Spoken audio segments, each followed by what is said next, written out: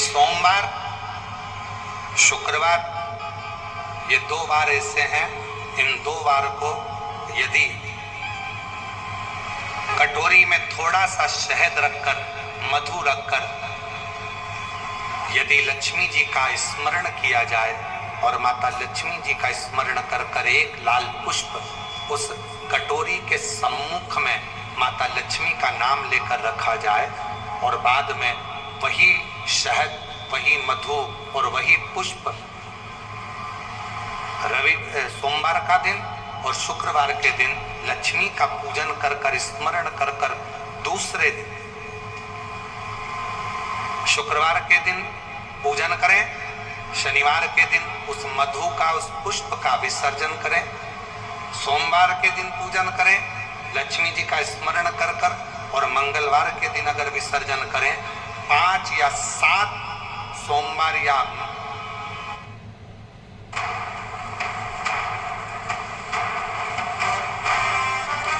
Vasco ने discover किया एक नया रास्ता।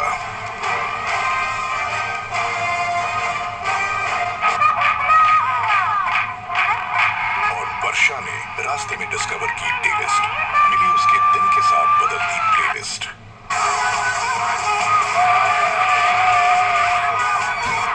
आप भी करो डिस्कवर स्पॉटिफाई पर। शुक्रवार को यदि आप मधु का भोग लक्ष्मी जी को लगाना प्रारंभ कर दे, शिव का नाम स्मरण कर कर, तो उसके घर में कभी संपदा की कमी नहीं होती। लक्ष्मी उस संपदा को बढ़ा। और हम तो यहां तक कहेंगे, प्रयास करो, अगर आपके घर में छोटा सा शिवलिंग विराजमान है, आपके घर में अगर छोटा सा शंकर जी का शिवलिंग है, छोटा सा शंकर भगवान का शिवलिंग है, या आपके घर में कुबेरेश्वर धाम का कंकर है, और आपके घर में यदि शंकर भगवान का शिवलिंग है, या सीहोर का रुद्राक्ष हो, या शंकर भगवान का शिवलिंग हो, या कंकर शंकर हो, तो निवेदन है जहां पर भी शिवलिंग आपके घर में विराजमान है, अगर छोटी सी कटोरी में एक बेलपत्र को आप नीचे रखिए, छोटी सी कटोरी उस बेलपत्र के ऊपर रखकर उसमें थोड़ा सा मधु, शहद, शंकर भगवान की साक्षी में शिव जी के सामने अगर शुक्रवार के शुक्रवार रखना प्रारंभ कर दो, धीरे धीरे संपदा की वृद्धि अपने आप होना प्रारंभ हो जाए। मधु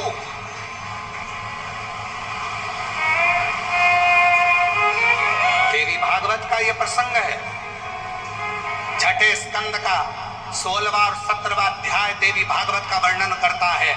मां लक्ष्मी पृथ्वी पर आ गई, रात्रि को देखा कहीं स्थान नहीं, एक बूढ़ी के स्थान पर, बूढ़ी के दरवाजे पर जाकर विनय करी, शहद मधु पाने को मिला, वर दे दिया, मैं तुझे वर देती हूँ, तेरे घर में कभी संपदा की कमी नहीं आई।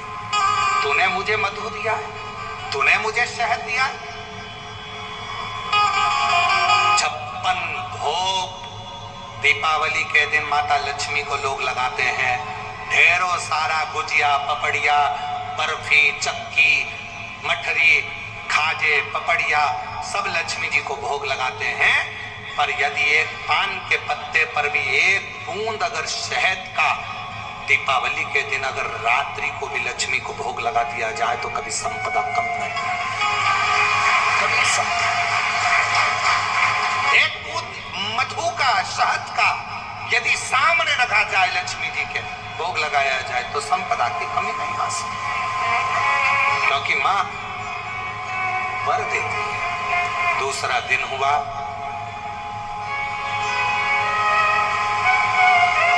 माता लक्ष्मी अश्वी की घोड़ी की योनि प्राप्त कर। अश्वी की क्या करूं? अश्वी की योनि पाकर लक्ष्मी जी को लगा कि अब मैं कहां जाऊं, कहां जाऊं। तब मां पहले गंगा जी के तट पर गई, फिर यमुना जी के तट पर गई, आखिरी में मां एक सुंदर शिवालय था, शंकर भगवान का एक शिवलिंग पाषाण का रखा हुआ था, ऊपर कोई छत नहीं थी, कोई स्थान पूरा खाली था, केवल एक शिवलिंग जैसी आकृति माता लक्ष्मी जो अश्वी की योनि घोड़ी की जो योनि लिए हुए थी, उन्होंने सामने बिल्कुल कोई छत नहीं, केवल एक कंकर से सा शंकर रखा हुआ है, एक शिवलिंग रखा था, और वहां माता लक्ष्मी घोड़ी की योनि पाकर, अश्वी की योनि पाकर उस शिवलिंग के सामने बैठ गई। तब साधना 1000 वर्ष की साधना माता लक्ष्मी ने केवल उस शिवलिंग के सामने करी। कितने वर्ष? 1000।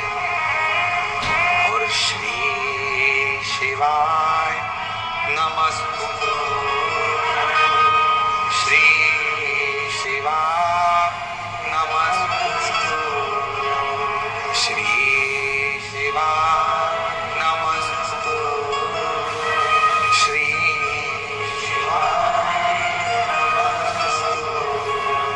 1000 वर्ष तक माता लक्ष्मी अश्वी की योनि पाकर, घोड़ी की योनि पाकर शंकर जी की आराधना कर रही।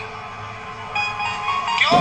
क्योंकि लक्ष्मी जी को मालूम है घोड़ी की योनि से अगर कोई मुक्त कर सकता है, पशु की योनि से भी अगर कोई मुक्त कर सकता है, और पशु की योनि से भी अगर कोई छुड़ा सकता है, पक्षी की योनि से कोई छुड़ा सकता है, मानव की योनि से भी अगर कोई छुड़ा सकता है, और बीमारी से, दुख से, तकलीफ से, कष्ट से अगर कोई छुड़ा सकता है, तो केवल एक देवाधिदेव महादेव छुड़ा सकता है, केवल एक शिव छुड़ा सकता है। लेकिन तब में 1000 वर्ष तक लक्ष्मी जी अश्वी की योनि धारण कर कर, घोड़ी की योनि धारण कर कर लक्ष्मी जी शंकर के शिवलिंग के सामने बैठी, तब साधना कर।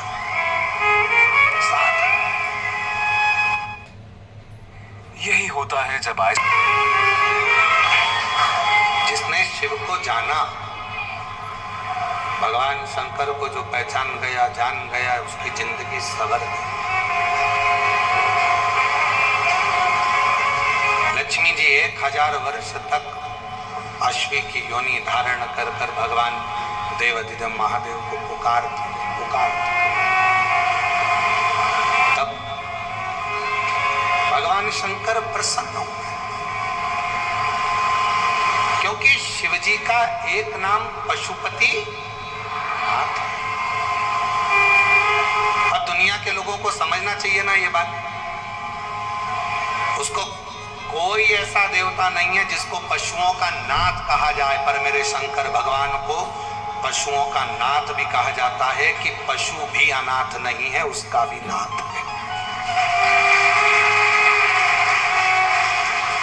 और दुनिया के लोगों को यह समझना चाहिए ना कि जब वो पशुओं का भी नाथ है, पक्षियों का भी नाथ है, श्रम्भेश्वर नाथ, जब वो दुनिया के लोगों के लिए विश्वनाथ है, तो वो दुनिया के चाहे पशु हो, पक्षी हो, जलचर हो, थलचर हो, जीव हो, जंतु हो, उनका कल्याण तो वही करेगा ना, कोई दूसरा तो कर ही नहीं सकता। कितना भी दुनिया के लोग शिव जी के एक लोटे जल का विरोध कर ले, चाहे दुनिया के लोग श्री शिवाय नमस्तुभ्यम का विरोध कर ले, चाहे दुनिया के लोग शिव महापुराण का विरोध कर ले, चाहे दुनिया के लोग भगवान शंकर की बेलपत्र जल या भगवान शंकर के उपायों का कितना भी विरोध कर लें, पर यह विश्वास करता है कि ये कितना भी विरोध करें, पर इनसे निवेदन है कि जिंदगी में जब तुम्हारे दुख आए ना, एक बार एक लोटा जल लेकर शंकर के मंदिर पहुंच जाना, तुम्हारा भी दुख कटना चाहिए, कटेगा। शिव पर कितना भरोसा करते हो, ये आपके विश्वास पर टिका हुआ। लक्ष्मी जी ने पुकारा, शिव जी का मंत्र उच्चारण किया, नाम लेकर बाबा का, तब साधना एक अश्वी के रूप में, घोड़ी के रूप में रहकर भी मां लक्ष्मी शिव जी को पुकार रही। सबका किया है मेरा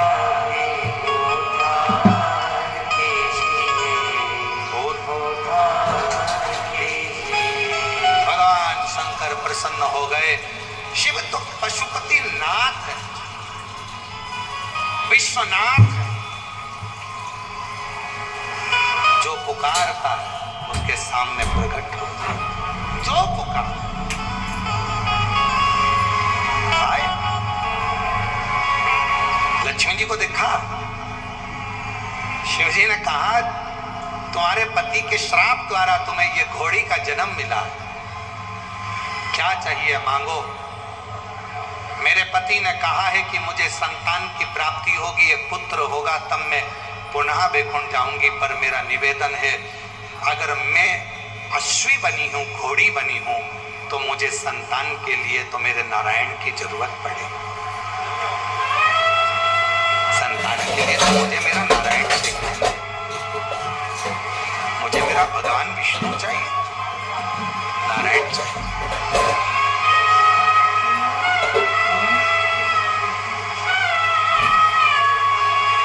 जीबीएस एक बीमारी होती है, डॉक्टर के हिसाब से व्यक्ति जिंदगी में कभी चल नहीं पकड़ पाता, बोल नहीं पाता, बैठ नहीं पाता, हाथ पैर काम नहीं करते। 2 साल से पलंग पर थी, आज बाबा की कृपा से चलकर आई है। एक बार जोरदार ताली बजाएं। उस पर किया भरोसा कभी छूटता नहीं।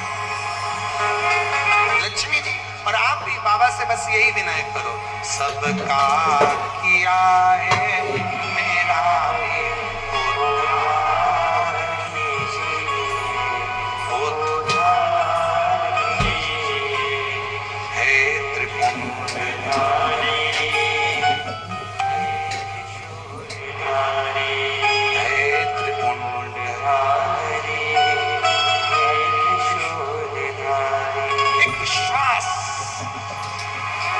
भरोसा, एक दृढ़ता शिव के करीब लेकर भगवान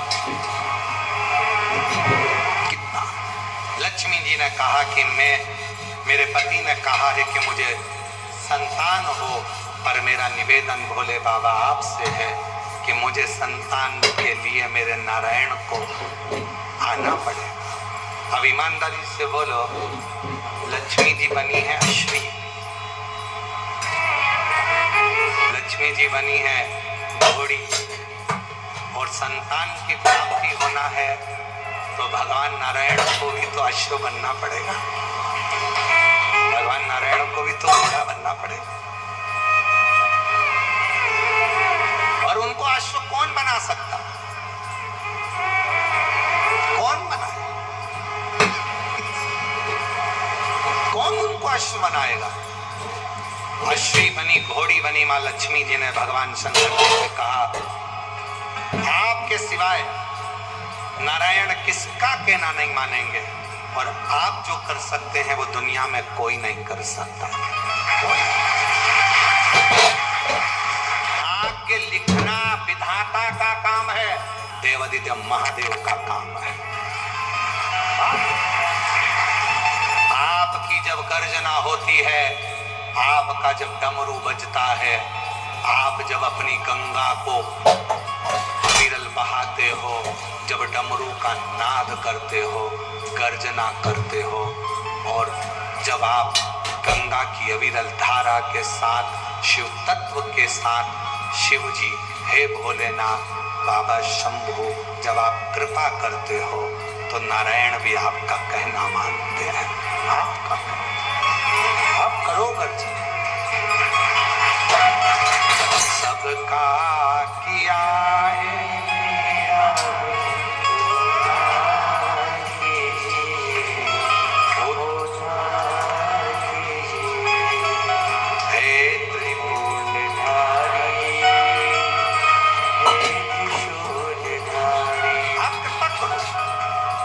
भगवान शिव ने कहा तुम चिंता मत करो, आएंगे नारायण, संतान होगी, पर भगवान को तो घोड़ा बनना पड़ेगा, अश्व बनना पड़ेगा।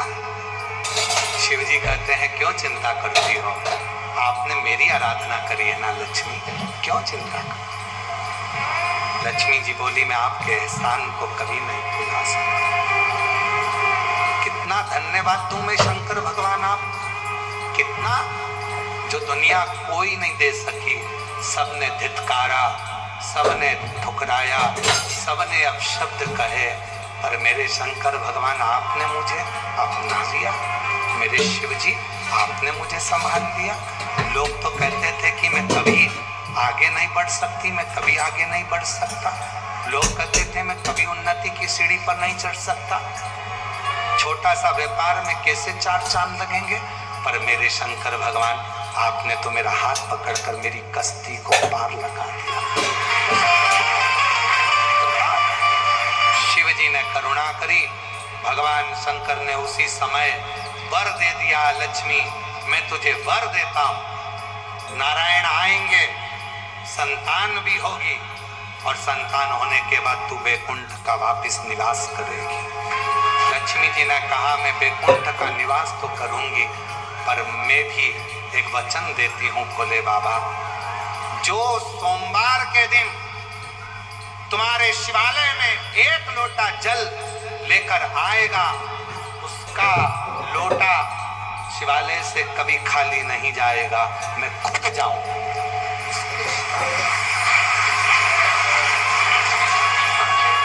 मैं खुद शिवालय से उसके कलश में वो तो जल चढ़ाएगा, वो जल चढ़ाएगा और मैं उसका कल बदल दूंगी। उस लोटे में खाली नहीं, मैं खुद उस पात्र में बैठकर उस शिव भक्त के घर जाऊंगी और लोगों को लगेगा कि जल जल नहीं, मैं उसका कल बदल दूंगी, स्वयं कल बदलने के सामने वचन देते शंकर।